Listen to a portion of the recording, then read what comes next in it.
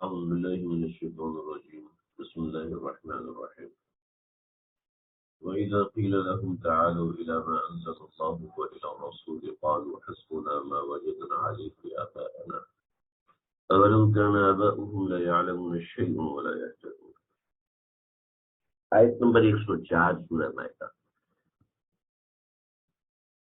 قرآن مجید میں ایک مضمون لکھا ہوا ہے، وہ تفصیل کے ساتھ، اس تفصیل کے حوالے سے آیت نمبر 104 کے اندر ایک مضمون مل رہا ہے۔ میں نے کل اس کی طرف اشارہ کیا تھا، کل اس کا ترجمہ سمجھنے آج ہم اسی آیت کو پڑھیں گے۔ اس میں جتنا مضمون ہے ذکر کریں گے، تھوڑا سا آپ کو توجہ سے بیٹھنا ہوگا، تھوڑا سا مشکل ہے لیکن ہے بہت دلچسپ، سمجھنے کی چیز ہے اور عقل سے تعلق رکھنے والی چیز ہے۔ بے شمار لوگ ایسے ہوتے ہیں جو کہ اس کے بہکاوے میں آ جاتے ہیں اور بہت سے لوگ اس سے نقصان اٹھاتے ہیں، اپنا دین خراب کر لیتے ہیں، مسلک خراب کر لیتے ہیں۔ خاص طور پہ آج کل بہت سی ایسی جماعتیں بن چکی ہیں جو کہ اس طرح کا معاملہ کرتی ہیں جس سے عام بندہ فتنے میں مبتلا ہو جاتا ہے، اور وہ کہتے جی دیکھو قرآن و حدیث میں کیا لکھا ہے اور مولوی لوگ آپ کو کیا کہہ رہے ہیں، قرآن و حدیث میں کیا مسئلہ ہے، مولوی حضرات کو کیا مسئلہ ہے۔ وہ لوگ بھی مخلص ہوتے ہیں، ہم نہیں کہتے کہ وہ مخلص نہیں ہوتے، مخلص ہوتے ہیں، لیکن چونکہ ان کو بنیادی چیزوں کا علم نہیں ہوتا، بس سامنے کی چیز دیکھ رہے ہوتے ہیں اور سامنے کی چیز کو دیکھ کر چل پڑتے ہیں۔ وَإِذَا قِيلَ لَهُمْ تَعَالَوْا إِلَىٰ مَا أَنزَلَ اللَّهُ وَإِلَى الرَّسُولِ، جب ان سے کہا جاتا ہے نا کہ آؤ إِلَىٰ مَا أَنزَلَ اللَّهُ وَإِلَى الرَّسُولِ، جو نازل کیا ہے اللہ نے، وَإِلَى الرَّسُولِ، اور آؤ رسول اللہ صلی اللہ علیہ وسلم کی طرف، تو قالو، تو وہ کہتے ہیں حسبنا ما وجدنا علیہ آباءنا، جی ہمارے لیے تو ہمارے آبا و اجداد ہی کافی ہے۔ ٹھیک ہے، تو اس طریقے کی بات سے یہ لوگ سمجھتے ہیں کہ آپ بھی تو یہی کہتے ہیں نا ہمارے لیے امام ابو حنیفہ کافی ہے، آپ بھی تو یہی کہتے ہیں ہمارے لیے امام شافعی کافی ہے، آپ بھی یہی کہتے ہیں امام احمد بن حنبل کافی ہے ہمارے لیے، اور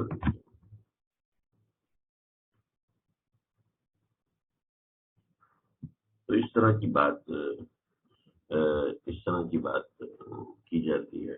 اور چنانچہ بھائی خود قرآن و حدیث پڑھو، خود قرآن و حدیث سے استدلال کرو، تمہیں خود سمجھ میں آئے گا، قرآن تمہیں خود بتائے گا، اور اس طریقے کی آیات سے دھوکے میں ڈالا جاتا ہے۔ چنانچہ انگریز کی آمد کے بعد بہت سی ایسی جماعتیں کھڑی ہوئی، میں ان کو فرقہ نہیں کہتا، نہیں وہ فرقہ ہے، وہ اہل سنت والجماعت، لیکن کیا ہے، یہ خود قرآن پڑھو اور خود اس سے سمجھو۔ ہم خود قرآن پڑھنے کا کہتے ہیں، میں جو آپ کو پڑھا رہا ہوں کس لیے پڑھا رہا ہوں، اس لیے پڑھا رہا ہوں کہ آپ میرے شاگرد بن جائیں، بس اتنی چھوٹی سوچ نہ رکھیں۔ قرآن اس لیے پڑھا ہوں تاکہ آپ کو قرآن سمجھ آئے، قرآن کا فہم پیدا ہو۔ ایسے میں درس قرآن دیتا ہوں، ہفتے میں 2 درس، ہفتے میں روزانہ میرا درس قرآن ہوتا ہے۔ صبح کے وقت ہم قرآن شروع سے چل رہا ہے، تو ہم کیا آپ لوگوں کو قرآن سے دور کرنے کے لیے قرآن پڑھا ہے؟ ٹھیک ہے، تو میں ایک چھوٹا سا طالب علم ہوں، اور جو ہمارے بڑے اکابرین قرآن پہ محنت کر رہے ہیں وہ کیا ہے، لیکن انجینئر، ڈاکٹر اور یہ حضرات، ان کو 30 سال 35 سال 40 سال کے بعد خیال آتے جی زندگی بھر قرآن پڑھا نہیں۔ بہت سے لوگوں کی بات کروں، سب کی بات نہیں کر رہا، تو وہ کہتے جی ہمیں اصل پتہ ہے کہ قرآن 20 سال ہو گئے ایک صاحب نے قرآن مجید نہیں کھولا، اور جب پڑھنا شروع کیا تو ان کو امام ابو حنیفہ نے یہ کیوں کہا، امام شافعی نے یہ کیوں کہا، امام مالک نے، مجھے خود کہا، میں نے 20 سال سے قرآن مجید کھول کے نہیں دیکھا۔ ٹھیک ہے، تو آپ بتائیے، تو وہ جب دلائل سمجھنے کی کوشش کرے گا تو ظاہر بات ہے اس طرح کے مسائل ہوں گے۔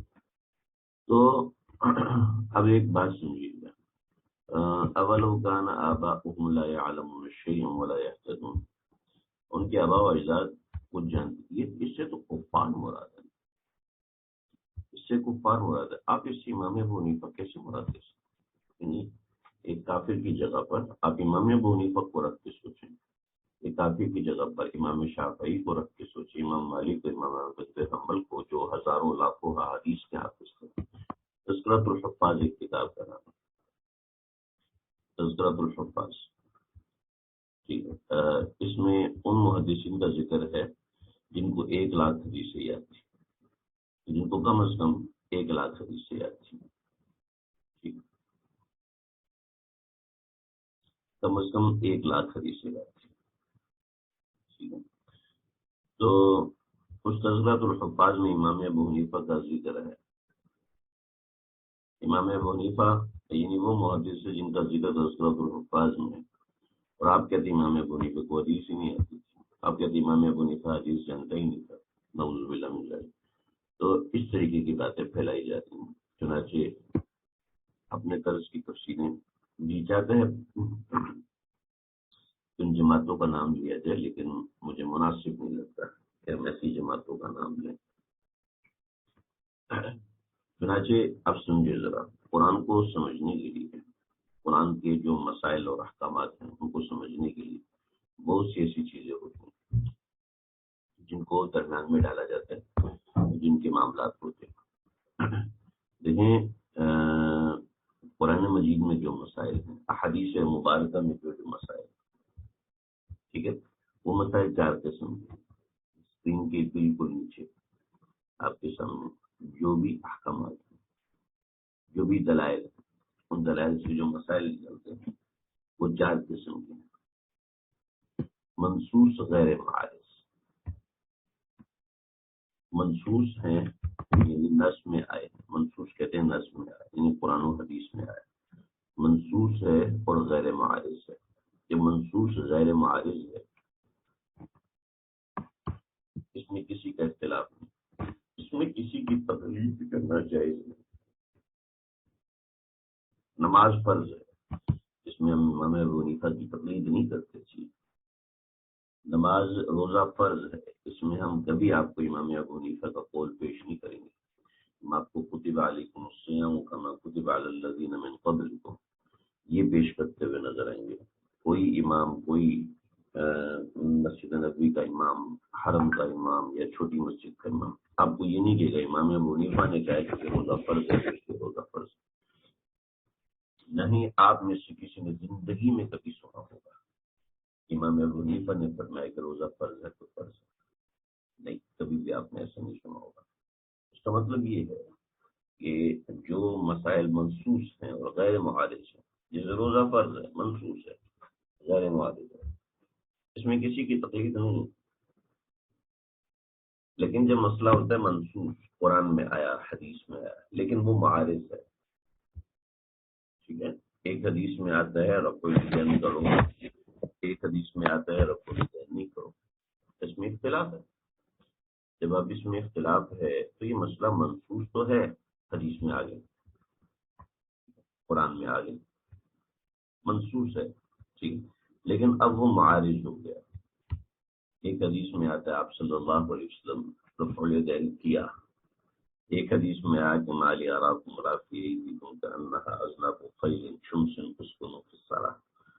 تمہیں کیا ہوا، تم نماز کے اندر اپنے ہاتھ ایسے اٹھا رہے ہو جیسے کہ گھوڑے اپنی دموں کو اٹھاتے ہیں. سکون فی الصلاۃ، نماز میں ہاتھ نہ اٹھاؤ، سکون سے.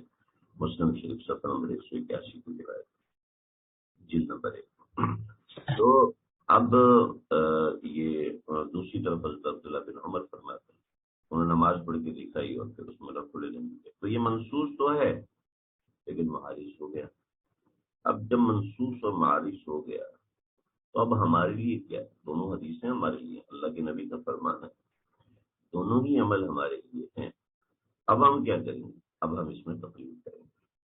اور جو لوگ تقلید نہیں کرتے آپ ان سے پوچھیں کہ وہ بیچارے کیا کریں گے. آپ تو ان حدیثوں کو چھوڑ رہے ہیں نا جن حدیثوں پہ ہم تو ان چیزوں پہ چل رہے ہیں جن کی تقلید ہے، اور تقلید کرنے کا حکم اللہ کے نبی نے دیا. اجتہد برائے آپ نے فرمایا. بخاری شریف کے اندر واقعہ ہے، مجھے بھی صحابی کا نام یاد نہیں تھا. تو یہ جو ہے پورا تفصیل سے واقعہ ہے کہ وہ صحابہ کو لے کر نکلے ہیں اور نکل کر پھر انہوں نے وہاں پر لشکر کے اندر آگ جلائی، اور پھر آگ جلانے کے بعد پھر میں اس میں ٹوٹ جاؤ، صحابہ کا اختلاف ہو گیا. تو پوری روایات ہیں وہ ایسے. تو جو معاملات ہیں لیکن منصوص معارض، منصوص ہے لیکن معارض ہے۔ اب چنانچہ آج کل کے بہت سے لوگ یہ کہتے ہیں نہیں جی دوسری طرف کی حدیث ضعیف ہے، اور اس کو ضعیف بنانے کے لیے ایڑی چوٹی کا زور لگا دیتے ہیں، اور جو حدیث ضعیف نظر نہیں آتی تو پھر اس کے اندر پھنس جاتے ہیں۔ چنانچہ جب پھنس جاتے ہیں تو عوام کے سامنے پیش نہیں کرتے ہیں، عوام کے سامنے کہتے ہیں دیکھو یہ حدیث، مولوی لوگ اس کے خلاف وہ پروپوگنڈا کرتے ہیں، چنانچہ ایسے ہی ہوتا ہے، اور ایک بڑا پروپوگنڈا ہوتا ہے اور بہت سے ایسے معاملات ہوتے ہیں۔ تو اس میں یہ بڑی اہم چیز ہوتی ہے، عوام کے سامنے پروپوگنڈا کیا جاتا ہے، عوام کے سامنے اس طرح کی باتیں اور معاملات کیے جاتے ہیں جس سے عوام کا نقصان ہوتا ہے، عوام علماء دین سے متنفر ہوتے ہیں۔ چنانچہ بہت سی خواتین ایسی ہیں جنہوں نے ایسی جماعتیں بنائی ہوئی ہیں، مرد حضرات ایسے ہیں جنہوں نے جماعتیں بنائی ہوئی ہیں، تحریک قرآن اور تحریک حدیث اور تحریک فلانا تحریک قرآن، ان کو اتنی بنیادی بات پتہ ہی نہیں، ان کو ایک طرف کا علم ہے، جو ان کے مولوی صاحب نے ان کو جو بتایا ہے بس اسی کے مطابق چلیں گے۔ اچھا وہ یہ کہتے ہیں جناب یہ لوگ تو امام ابو حنیفہ کو مانتے ہیں، ہم تو رسول اللہ صلی اللہ علیہ وسلم کو مانتے ہیں، استغفر اللہ، اتنے بڑے بڑے بہتان ہیں یہ، خیر بڑے۔ تو یہ دوسرے قسم کا حکم ہے۔ اب تیسرا حکم ہے غیر منصوص اور غیر معارض۔ ایک مسئلہ حدیث میں آیا ہی نہیں، قرآن میں آیا ہی نہیں، صریحاً نہیں آیا، ٹھیک ہے نا۔ دیکھو مسئلہ وہ ہوتا ہے جو صریحاً موجود ہو، ٹھیک ہے، صراحت کے ساتھ جو مسئلہ موجود نہیں ہے وہ اجتہاد سے نکالا جاتا ہے۔ صریحاً میں آپ کو حضرات کے سامنے جو بات ذکر کروں، آپ ان باتوں کو بڑی اہم، یہ لفظ بڑا اہم ہے جی۔ فاتحہ امام کے پیچھے آپ لوگ فاتحہ کیوں نہیں پڑھتے؟ آپ حدیث میں دکھا دیں امام کے پیچھے فاتحہ پڑھنا، امام کے پیچھے فاتحہ پڑھا کرو۔ ہم شریعت دکھاتے ہیں کہ آپ نے فرمایا کہ اذا تمنا، جب تمہیں فکبر فکبروا، جب وہ تکبیر کرے، وَإِذَا قَرَأَ فَانصِتُوا، جب وہ قرأت کرے تو چپ ہو جاؤ۔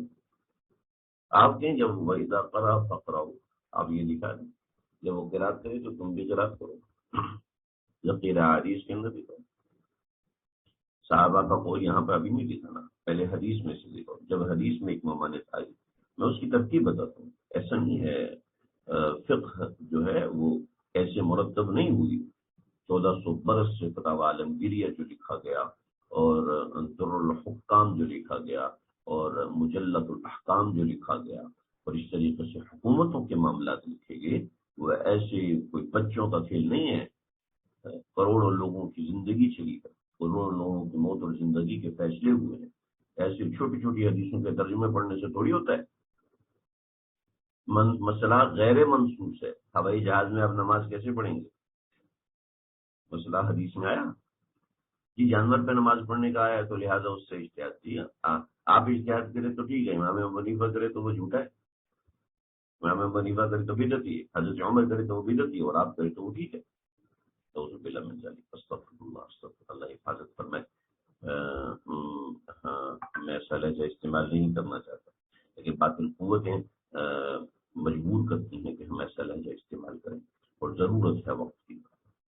ایک مسئلہ غیر منصوص ہے، پوچھیں ذرا ان لوگوں سے جو کسی کی تقلید نہیں کرتے، ان سے پوچھیں جب مسئلہ غیر منصوص ہے، یعنی حدیث میں نہیں آیا، بہت سے ایسے مسئلے، بھینس کا دودھ پینا جائز ہے ناجائز ہے، مسئلہ حدیث میں نہیں آیا، غیر منصوص ہے، اب کیا کریں گے آپ؟ ایسے مسائل میں تقلید ضروری ہے، ایسے مسائل میں تقلید کرنا پڑے گی آپ کو۔ حدیث میں کہیں نہیں آیا کہ پتھر سے تیمم کرو، آج ساری دنیا کو کہتے ہیں پتھر سے تیمم کر سکتے ہیں، ٹھیک ہے جی۔ غیر منصوص مسئلہ ہے، اس کے اندر تقلید کرنا پڑے گی۔ اب غیر منصوص مسئلہ دو قسم کا ہوتا ہے، غیر منصوص مسئلہ غیر معارض ہے، لیکن اس میں کسی کا اختلاف نہیں، جیسے بھینس کا دودھ ہے، اس میں کسی کا اختلاف نہیں، لیکن آپ تو بتائیں جو حضرات کسی کی تقلید نہیں کرتے، جو کہتے ہیں جی ہم اپنے دم پہ چلتے ہیں، کسی کی تقلید۔ چنانچہ جتنے بھی جماعتیں، فرقہ واحدہ کہہ رہا تھا، غلط کہہ رہا تھا، جتنی بھی جماعتیں ایسی کھڑی ہو رہی ہیں جو کسی امام کی تقلید نہیں کرتے، وہ بتائیں کہ جب غیر منصوص مسائل آتے ہیں اس میں آپ کیا کریں گے؟ جی وہ جو امام ابو حنیفہ نے کیا تھا اجتہاد، ہم بھی وہ کریں گے. ٹھیک ہے جی. آپ کا موچی کیا کرے گا؟ آپ کا لوہار کیا کرے گا؟ آپ کا 14 سال کا بچہ کیا کرے گا؟ وہ بھی تو آپ کے مولوی صاحب کے پیچھے چلے گا. ٹھیک ہے. یہ کہاں سے ثابت ہے؟ چل ہی نہیں سکتے، آگے بڑھ نہیں سکتے. چنانچہ منصوص غیر معارض، منصوص غیر منصوص غیر، اس میں تقلید کرنا ضروری ہے. اور غیر منصوص ہے لیکن معارض ہے. حدیث و قرآن میں مسئلہ نہیں ہے لیکن آپس میں اختلاف ہو گیا. ان سب مسائل میں تقلید کرنا لازم ہے. ٹھیک ہے. اچھا، تقلید کرنا ہم لازم کہہ رہے ہیں، ہم فرض نہیں کہہ رہے. ٹھیک ہے. ہم اس کو واجب کہہ رہے ہیں، ہم اس کو واجب کہہ رہے ہیں. لیکن واجب کون سا واجب کہے گا؟ اس کو میں نے سمجھانے کے لیے پورا چارٹ بنا، اس کو ذرا سمجھیں. رسول اکرم صلی اللہ علیہ وسلم کا طرز تعلیم کے اوپر لکھا ہوا ہے، اس کو دیکھیں. رسول اکرم صلی اللہ علیہ وسلم کا طرز تعلیم صحابہ، تابعین، طب تابعین، فقہاء کرام نے اس کو کس طرح سمجھا. 1400 برس سے اسی طریقے سے صحابہ کرام سے لے کے ائمہ فقہاء نے اسی طریقے سے سمجھا. اس کو ہم کہتے ہیں استدلال کیا. یہ جو استدلال کرنا، یہ کیسے کرنا ہے، انہیں دلائل سے احکامات کیسے نکالیں. ایسے معاملات میں عوام کی ہی تقلید ہے جو ان دلائل کا فہم نہیں رکھتے، ان کے ذمہ تقلید واجب ہے. جو مسائل منصوص ہیں لیکن معارض ہیں، اس میں آپ کیا کریں گے بھائی؟ آپ پھنس گئے، آپ کو تقلید کرنی پڑے گی. آپ اجتہاد کریں، آپ اجتہاد کریں تو اجتہاد کی ساری صلاحیتیں آپ کے پاس ہونی چاہیے. دیکھیے دلائل کی بہت سی قسم ہے. ائمہ فقہا نے صحابہ کرام کا طرز دیکھا، رسول اللہ صلی اللہ علیہ وسلم کا طرز دیکھا، تو ان کو دلائل میں دو قسم کی چیزیں نظر آئیں. کچھ دلائل ہوتے ہیں عبارت النص. یہ کیا ہوتا ہے میں نہیں سمجھا سکتا آپ کو، لیکن میں صرف اس کی قسم بتا رہا ہوں کہ یہ قسم ہوتی ہے. ایک ہوتا ہے اشارت النص، نص میں کسی چیز کا اشارہ نہیں ہوتا. ایک ہوتا ہے اقتضاء النص، نص کسی چیز کا تقاضا کرتی ہے. ایک ہے دلالت النص کہ اس نص میں ایک کام کی دلالت پائی جاتی ہے، یعنی ایک چیز کی طرف رہنمائی پائی جاتی ہے. یہ یقیناً آپ لوگوں کو ایسے سمجھ میں نہیں آئے گا، اس کے پیچھے ہزاروں صفحات ہوتے ہیں. تقریباً 11-12 جلدوں کی کتابیں ہیں. میں اب ان کو ظاہری بات ہے آپ کو نہیں. شیخ بابا الزہیلی کی الفقہ الاسلامی و ادلتہ، تقریباً 11-12 جلدوں کی کتاب میرے پاس رکھی ہوئی ہے، عربی میں ہے. اس کے اردو ترجمہ بھی آ گیا ہے. اصول الشاشی ہے، نور الانوار ہے مختصر کتاب ہے، حسامی ہے مختصر کتاب. تو اس میں یعنی سینکڑوں صفحات اس موضوع کے لکھے تھے. عبارت النص کیا ہے، اشارت النص کیا ہے، اقتضاء النص کیا ہے. لیکن آپ میں جو لوگ زیادہ پڑھے لکھے ہیں وہ ان لفظوں سے کچھ نہ کچھ سمجھ سکتے ہیں. عبارت النص یعنی ایک عبارت ہے، اس ایک نص ہے، اس سے کیا مسئلہ سمجھ میں ہے. میں کہتا ہوں یار میں نے مالٹا کھا لیا، آپ نے اس سے کیا سمجھا؟ یعنی آپ کسی نے اس سے یہ سمجھا کہ مجھے مالٹے کا ٹیسٹ معلوم ہے، اورنج کا ٹیسٹ میں جانتا ہوں. کسی نے یہ سمجھا کہ میرا پیٹ بھرا ہوا ہے. اور کسی نے یہ سمجھا کہ مجھے مالٹا اچھا لگتا ہے، میں دوسرا نہیں کھانا چاہتا. میں مالٹا کھا چکا، میں دوسرا نہیں کھانا چاہتا. ٹھیک. اور تیسرا کسی نے یہ سمجھا میں نے مالٹا کھایا ہے، اورنج میں نے کھایا لیکن اس لیے میرا روزہ نہیں ہے. ٹھیک ہے. تو یہ ایک جملہ ہے، اس سے بہت سی چیزیں میں سمجھ پا رہا ہوں. ایسے قرآن کی بہت سی باتیں، تو اس سے میں یہ 4 قسم کی چیزیں سمجھ پاتا ہوں. ان کو عبارت النص، اشارت النص، اقتضاء. اب وہ چیزیں میں صحیح سمجھ پا رہا ہوں غلط سمجھ پا رہا ہوں، اس کے لیے مجھے پورے ذخیرہ حدیث پر دسترس ہونا ضروری ہے. ذخیرہ حدیث مجھے پتہ ہونا چاہیے، کیونکہ میں ایک چیز سمجھ رہا ہوں لیکن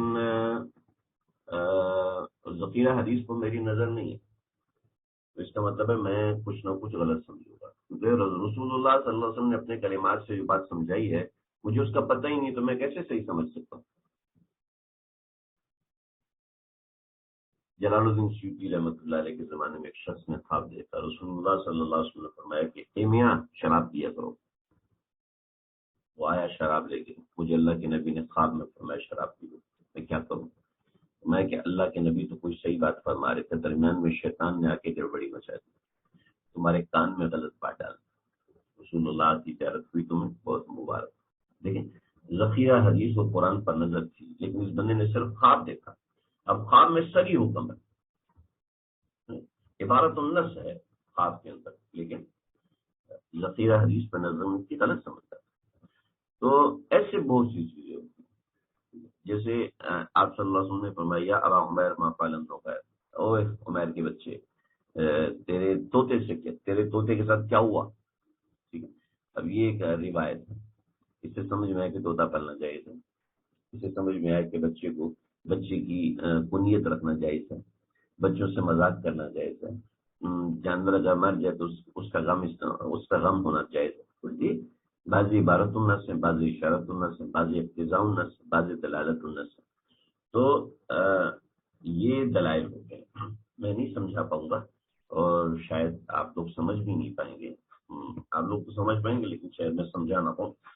تو یہ بنیادی طور پہ یہ چار دلائل ہوتے ہیں، بنیادی طور پر پوری عبادت سے ایک مسئلہ نکلتا ہے۔ اچھا، پوری عبادت سے تو ایک مسئلہ نکل رہا ہے، لیکن لفظ سے کیا ظاہر ہو رہا ہے؟ لفظ سے جو چیزیں ظاہر ہوتی ہیں وہ 8 قسم کی ہوتی ہیں۔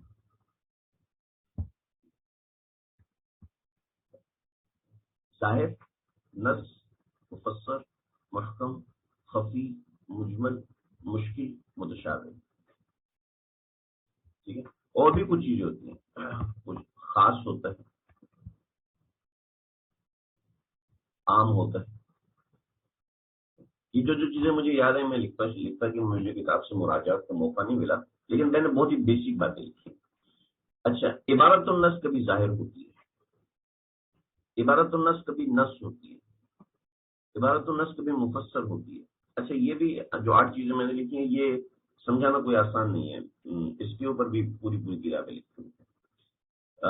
عبارت النص کبھی مفسر ہوتی ہے، عبارت النص کبھی محکم ہوتی ہے۔ اس کے مقابلے میں عبارت النص کبھی خفی ہوتی ہے، دیکھو یا تو ظاہر ہوگی یا خفی ہوگی، ٹھیک ہے؟ عبارت النص یا نص ہوگی یا مشکل ہوگی، ٹھیک ہے؟ عبارت النص مفسر ہوگی یا مجمل ہوگی، عبارت النص محکم ہوگی یا متشابہ ہوگی، ٹھیک ہے۔ ایسے اشارت النص میں نے صرف ایک کا نشان بنایا ہے، اب یہ نشان سب کے لیے آپ سمجھ لیجیے، اپنی ریاض کے اوپر آپ بنائیں گے تو گن مچ جائے گا، اس لیے ایک کا بنا دیں تاکہ آپ کو اچھے سے سمجھ۔ اب اشارت النص کبھی ظاہر ہوگی، کبھی نص ہوگی، کبھی مفسر ہوگی، کبھی محکم ہوگی، ٹھیک ہے۔ اشارت النص کبھی ظاہر ہوگی، کبھی خفی ہوگی، کبھی مشکل ہوگی، کبھی مجمل ہوگی، کبھی متشابہ ہوگی۔ ان سب سے جو احکامات نکلتے ہیں وہ احکامات یہ ہوتے ہیں، دلائل سے احکامات نکلتے ہیں، دلائل سے احکامات نکلتے ہیں اور احکامات اس طرح سے ہوتے ہیں، ٹھیک ہے جی۔ اب وہ دلائل جو نص قطعی دلالت اور قطعی ثبوت ہوتے ہیں، ٹھیک ہے۔ اب یہ سب چیزیں بھی میں لکھ نہیں سکا، میں نے آپ سے عرض کیا کہ جو مجھے سامنے آیا میں اس کو لکھتا چلا گیا، جو ذہن میں آیا میں لکھتا چلا گیا۔ اس کے لیے آپ کو شاید گھنٹوں چاہیے ہو اس پر بات کرنے کے لیے۔ تو دیکھیں، آپ ذرا سمجھیں، یہ نص قطعی کو، قطعی دلالت کو اور قطعی ثبوت کو، ٹھیک ہے۔ اس کی میں مثال دے سکتا ہوں۔ نص قطعی قرآن میں آیا، ایسی نص ہے جس کو قطع نہیں توڑا نہیں جا سکتا، نص قطعی قطعی دلالت۔ اچھا، صرف نص قطعی ہونا کافی نہیں ہے، صاف لفظوں میں نہ لکھو، صاف لفظوں میں لکھا ہوا ہے، ٹھیک ہے، صاف لفظوں میں لکھا ہوا ہے کہ انما الخمر والمیسر والازلام والانصاب رجس من عمل الشیطان، نص قطعی، نص قطعی ہوگی، لیکن قطعی دلالت نہیں۔ قطعی دلالت مطلب، قطعی دلالت یعنی فجتنبو، یہ واضح کر دیا کہ یہ صرف گندگی نہیں ہے بلکہ اس سے بچنا بھی ہے قطعی دلالت. اور قطعی ثبوت مطلب یہ کہ اس کی سند بھی ثابت ہے. یہ تو قرآن میں آیا ہے، اس میں کوئی شک نہیں. حدیث میں ایسی باتوں کے وہ ثبوت کی. ٹھیک ہے، نص قطعی ہو، ٹھیک ہے، ضمنی الدلالت ہو، دلالت اور ضمنی ثبوت ہو. ٹھیک ہے، نص قطعی، قطعی الدلالت ہو اور ضمنی ثبوت ہو. ہو سکتا ہے آپ میں سے بعض حضرات کو نہیں رہتے، لیکن یہ مسئلے بڑے ضروری ہیں، سمجھانا ضروری ہے. ہمارے پڑھے ہوئے لوگ، لکھے پڑھے لوگ، اور وہ گمراہ ہو جاتے ہیں. ٹھیک ہے، نص قطعی نہیں ہے، ٹھیک ہے، نص ضمنی ہے. ٹھیک ہے، نص قطعی، نص ضمنی، ضمنی دلالت اور ضمنی ثبوت. اب ان بہت سی چیزیں ہیں، جیسے نص قطعی، قطعی دلالت، قطعی ثبوت سے جو چیز ثابت ہوتی ہے تو وہ فرض ثابت ہوتا ہے، حرام ثابت ہوتا ہے. ٹھیک ہے، اس سے تھوڑا کم درجے کی جو چیز ہوتی ہے اس سے واجب ثابت ہوتا ہے، اس سے کم درجے کی جو چیز ہوتی ہے اس سے سنت ثابت ہوتا ہے، اس سے کم درجے کی چیز سے جائز ثابت ہوتا ہے، سب سے بڑے درجے کی چیز سے حرام ثابت ہوتا ہے، اس سے مکروہ ثابت ہوتا ہے، اس سے مکروہ، اس سے ناجائز ثابت ہوتا ہے. یہ حرام اور ناجائز دونوں الگ الگ چیزیں یاد رکھیے. چنانچہ ہمارے بڑے، میں نے کئی حضرات کو دیکھا حلال اور حرام بولنے میں انتہائی بے احتیاطی، انتہائی غلط بیانی. چنانچہ شریعت سے دور، شریعت اسلامیہ سے دور، بس ایک اپنی من مرضی کا طریقہ کار ہے. جس چیز کو جو ہے حرام بناتی ہے، جس چیز کو جو ہے حلال بناتی ہے. حرام الگ چیز ہے، ناجائز الگ چیز ہے. یاد رکھیں، ہر حرام ناجائز ہوتا ہے لیکن ہر ناجائز حرام نہیں ہوتا. ٹھیک ہے جی، ہر حرام ناجائز تو ہے لیکن ہر ناجائز حرام نہیں ہوتا. اور کسی ناجائز چیز کو آپ نے حرام کہہ دیا، شریعت میں اضافہ درو گوئی کر دیا آپ نے، توبہ کرنا پڑے گی ورنہ پتہ نہیں ایمان کے لالے پڑ جائیں گے. ہمارے جب لوگ دین میں آتے ہیں تو ان کے لیے کسی بھی چیز کو حرام بولنا، کسی بھی چیز کو ناجائز بولنا، کسی بھی چیز کو مکروہ بولنا بڑا آسان سمجھ لیتے ہیں. یہ اللہ معاف کرنا. میں اس کو تھوڑا سا صاف کروں.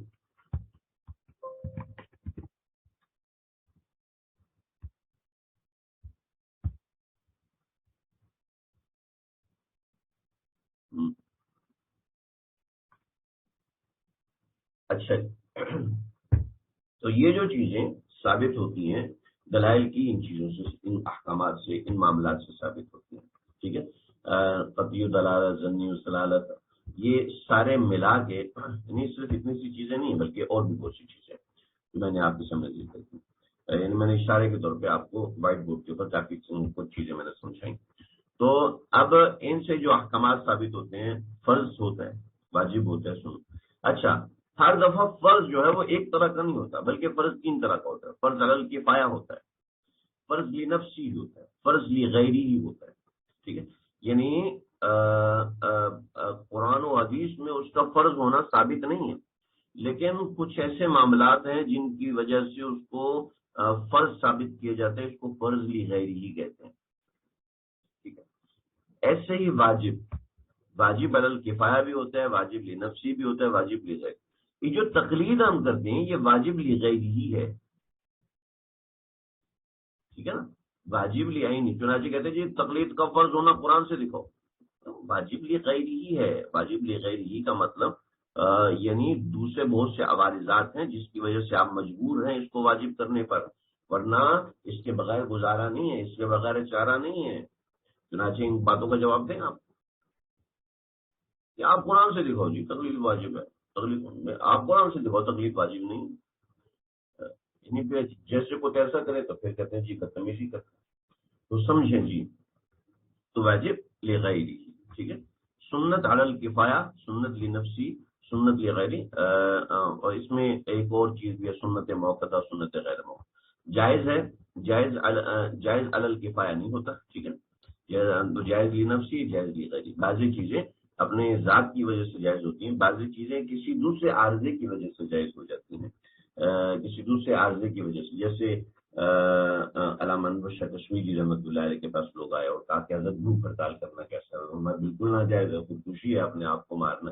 کہا کہ حضرت مسئلہ یہ ہے کہ ہم چھوٹی قوم ہیں اور چھوٹی قوم ہونے کی وجہ سے ہماری بات کوئی سنتا نہیں ہے، جب ہم بھوک ہڑتال کرتے ہیں تو حکومتی وہ آرگنائزیشن جو اس کام پہ معمور ہیں تو وہ متوجہ ہوتی ہیں، تو بین الاقوامی حکومتیں متوجہ ہوتی ہیں، تو اس کی وجہ سے پھر ہمارے مقاصد جو ہیں وہ جائز مقاصد پورے ہو جاتے ہیں۔ اگر یہ وجہ ہے تو جائز ہے۔ کتا آپ نے حرام فرمایا، ممنوع فرمایا، لیکن اس کو جب شکار کی ضرورت پڑی تو شکار کی ضرورت کی وجہ سے آپ نے اس کو جائز قرار دیا، تو جائز یہ ہے، لیکن کسی عارضی کی وجہ سے جائز ہے، اس کو جائز بھی ہے کہتے ہیں، کسی عارضی کی وجہ سے۔ ایسے ہی حرام لنفسی، حرام بعض چیزیں اپنے ذات کی وجہ سے حرام ہوتی ہیں، یعنی صراحتاً اس کی ممانعت ہے، لیکن بعض چیزیں اپنی ذات کی وجہ سے تو حرام نہیں ہے، لیکن دوسرے عوارضات کی وجہ سے حرام قرار دے دی جاتی ہیں، اور وہ عوارضات میرے بنائے ہوئے نہیں ہیں، وہ شریعت کے بنائے ہوئے عوارضات ہیں، شریعت نے اس کی تصریح نہیں کی، لیکن وہ عوارضات بہرحال باہر صورت موجود ہوتے ہیں۔ مکروہ جو شدت کے ساتھ بعض جگہوں پر ممانعت ہوتی ہے، مکروہ تحریمی ہے، لیکن حرام کے دلائل پورے نہیں ہو پا رہے، اس وجہ سے اس کو مکروہ تحریمی کہہ دیتے ہیں، اور جس میں کراہت ہوتی ہے تو اس کو مکروہ تنزیہی کہہ دیتے ہیں، کہ اس سے بچنا بہت ہی ایک ناممکن شامل ہو جاتا ہے، جیسے بلی نے پانی کے اندر منہ مار دیا تو اب یہ پانی حرام نہیں ہوتا، لیکن برا ہو جاتا ہے، مکروہ تنزیہی ہو جاتا ہے، مکروہ تحریمی نہیں ہو جاتا، اس لیے اس کو حرام بنا دینے میں بہت بڑا حرج ہے، اور حرج کی شریعت نے مذمت فرمائی۔ مولوی صاحب نے اپنے پیٹ سے کسی چیز کو حرج بنا نہیں بنایا، ناجائز چیز اصالتاً کبھی ناجائز ہوتی، اصالتاً مطلب اپنے اصل کی وجہ سے وہ ناجائز ہوتی ہے، بعض چیزیں سدن للذریعہ ناجائز ہوتی ہیں، یعنی اگر ہم اس کو جائز قرار دے دیں گے تو لوگ اس کی وجہ سے بہت سے گناہوں میں مبتلا ہو جائیں گے، تو سدن للذریعہ اس کو ناجائز قرار دے گا۔ تو خیر یہ ایک ترکیب ہے دلائل کو سمجھنے کی، لہٰذا میں نے یہ ضروری سمجھا کہ آپ کو تو آپ صلی اللہ علیہ وسلم کے احکامات کو جو سمجھا گیا ہے یہ پوری اس کے پیچھے۔ اچھا جی، یہ کس نے بنایا؟ یہ کس نے بنایا جناب؟ اس چیز کو بنایا کس نے؟ یہ بڑا چلیں جی ٹھیک ہے، ہم اس چیز کو ہٹا دیتے ہیں، اس کو بنانے والے صحابہ کرام فقہاء کرام ہیں، ہم تو مانتے ہیں صرف رسول اللہ کی بات، ہم تو مانتے ہیں صرف قرآن کی بات، ٹھیک ہے، تو قرآن میں دکھائیں نا آپ، فجر کی 2 رکعت پڑھنی ہے، آپ نے دکھائیں قرآن مجید، ٹھیک ہے، آپ دکھائیں قرآن مجید میں بھینس کا دودھ حلال ہے، آپ دکھائیں، اور یہ بھی دکھائیں کہ وہ حرام ہے، اس چیز کے بغیر گزارا نہیں ہے، سمجھتے؟ میری آواز میں قرآن سننا جائز ہے، یہ کہاں لکھا ہے قرآن میں؟ بہت سی ایسی چیزیں ہوتی ہیں جو انسان کو کامن سینس سے سمجھ میں آنی چاہیے، بہت سے ایسے معاملات جن کا تعلق کامن سینس سے ہوتا ہے، جن کا تعلق ایسی چیزوں سے نہیں ہوتا۔ چنانچہ صحابہ کرام نے جو قرآن مجید کو سمجھا، میں آپ کو بتاتا ہوں، آپ صلی اللہ علیہ وسلم نے حضرت معاذ بن جبل سے کہا کہ تم جا رہے ہو، کہا میں قرآن سے استدلال کروں گا، کہا پھر اگر قرآن میں نہ پاؤ فَإِن تجد، اگر تو قرآن میں نہ پائے، اس کا مطلب بہت سی چیزیں قرآن میں نہیں ہے، تو پھر آپ صلی اللہ علیہ وسلم کی سنت سے دیکھوں گا، اگر سنت سے بھی نہیں تو اجتہد برائے، میں اپنی رائے سے اجتہاد کروں گا۔ اس اجتہاد کے لیے آپ نے ابو ہریرہ کو کیوں نہیں بھیجا؟ ابن عمر رضی اللہ تعالیٰ عنہما، ان حضرات کو کیوں نہیں بھیجا؟ کیونکہ ان حضرات میں دلائل کو احکامات پر مرتب کرنے کی صلاحیت نہیں تھی، اور جن کو صلاحیت تھی آپ صلی اللہ علیہ وسلم نے اپنے زمانے میں ان کو اپنے سامنے بٹھا کے فتویٰ جات دلوائے کہ اس کو اس مسئلے کے حل، کیا میں مسئلے کا جواب دوں؟ کیا جبکہ آپ صلی اللہ علیہ وسلم میرے سامنے موجود ہیں، کیا میں اس مسئلے کا جواب دوں؟ ہاں تم جواب دو، اگر غلطی ہوگی آپ نے فرمایا تو ایک غلطی ہوگی تو تمہیں 1 اجر ملے گا، غلطی نہ ہوئی تو تمہیں 2 اجر ملیں گے، ایک مسئلہ بتانے کے، ایک اجتہاد کرنے کے، اجتہاد کا یہ طریقہ کار صحابہ کرام نے تابعین کو سکھایا، کیونکہ آپ صلی اللہ علیہ وسلم کی بہت سی باتیں آپس میں ایسی ہوگی کہ ایک معاملے میں اور حکم، دوسرے معاملے میں اور حکم، ٹھیک ہے، ایک معاملے میں ایک طریقہ، دوسرے معاملے میں دوسرا طریقہ، کسی جگہ کھڑے ہو کے پیشاب فرمایا، کسی جگہ بیٹھ کر پیشاب فرمایا، کھڑے ہو کے پیشاب کرنے کی تعلیم نہیں دی، بیٹھ کر پیشاب کرنے کی تعلیم دی ہے، اس طریقے سے بہت، تو آپ صلی اللہ علیہ وسلم کی بہت سی باتیں سمجھنے کے اندر اختلاف ہوا، کسی نے آپ کی نماز کو 2 ہجری میں دیکھا، کسی نے آپ کی نماز کو 9 ہجری میں دیکھا، کسی نے آپ کی نماز کو دنیا سے زیادہ وقت تک دیکھا، تو بہت سے ایسے معاملات ہیں، بہت سی ایسی چیزیں کہ جو سامنے آئیں، تو ان کو سمجھنے کے لیے ترتیب بنائی گئی۔ ہم نہیں کہتے آپ اس ترتیب، ہم نہیں کہتے آپ اسی ترتیب کو دیکھیں، یہ ترتیب، اس ترتیب سے دیکھنا فرض نہیں، اس ترتیب سے دیکھنا واجب نہیں، اس ترتیب سے دیکھنا سنت نہیں، اس ترتیب سے دیکھنا لازم نہیں ہے، کوئی لازم نہیں اس ترتیب، لیکن آپ جو ترتیب بنائیں گے سمجھنے کی، وہ ذرا بتائیں قرآن سے، آپ ذرا بتائیں جو سمجھنے کی ترتیب ہے وہ بتائیں حدیث سے، اس کے لیے آپ کہتے ہیں کامن سینس، اور ہم جو بتا رہے ہیں اس کے لیے کامن سینس مطلب یہ ہے کہ جو 1400 برس سے طریقہ کار فقہائے کرام نے بتایا ہے، اس سے ہٹنے کی کوئی وجہ ہونی چاہیے، اس سے کوئی بہتر طریقہ، موڈیول اور شیڈیول ہونا چاہیے کہ اس سے بہتر کوئی طریقہ آپ کے سامنے آئے۔ جو صحابہ کرام نے یہ طریقہ کار اپنایا، تابعین حسام نے یہ طریقہ کار اپنایا، اور آج کے کچھ لوگ جو یہودیوں سے پڑے ہوئے ہیں، آج کے کچھ لوگ جو انگریزوں کی پیدائش ہیں، وہ اگر یہ کہنا شروع ہو جائیں نہیں جی یہ طریقہ صحیح نہیں، اور وہ جو صحابہ کرام کے شاگرد ہیں، وہ جو مدینہ میں بیٹھ کے تعلیم دیتے رہے ہیں، صحابہ کرام کے زمانے میں صحابہ کے سامنے فتوے دیتے رہے، ان لوگوں کی کوئی حیثیت نہیں، اور آج کل کے ہندو خان کی باتیں جو ہے وہ ہمارے لیے قابل حجت ہیں، تو یہ کچھ ایسی باتیں، یہ بنیادی طور پہ میں نے چند باتیں ذکر کی، ان چیزوں میں تقلید ہے، ان چیزوں میں تقلید نہیں ہے، یہ بھی باتیں میں نے آپ کے سامنے ذکر کی۔ اس آیت کے تحت بہت سی باتیں آگے، امید ہے اس مسئلہ کافی تسلی بخش اور شفیع ہوگا۔ اس تقریر کے بعد، اس دنیا کے بعد انشاءاللہ امید ہے کسی کا اشکال نہیں رہے گا، پھر بھی رہے تو آپ ذکر کر سکتے ہیں۔ البتہ میں چاہوں گا کہ آپ لوگ اس چیز کو پڑھنا چاہیں تو ایک کتاب ہے حضرت ڈاکٹر خالد محمود صاحب مانچسٹر والے، آثار التشریح،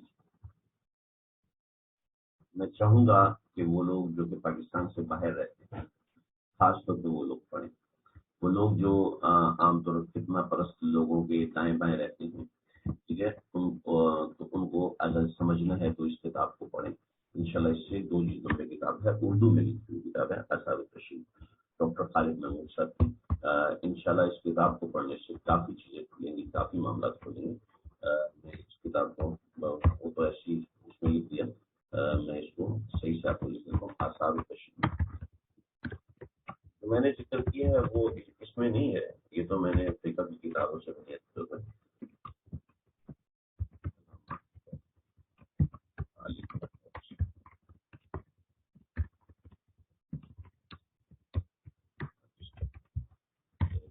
ابھی کورونا میں حضرت کا انتقال ہوا، یہ آثار و تشریح، اگر اس کتاب کو دیکھیں تو انشاءاللہ بہت جلد پڑے گا، بہت سے سامنے آئے۔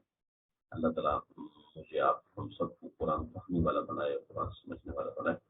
السلام علیکم ورحمۃ اللہ وبرکاتہ۔ البتہ یہ جو چیز ہے، میں یہ جو نقشہ بنا ہوا ہے، یہ میں اسکرین شاٹ لے کے میں انشاءاللہ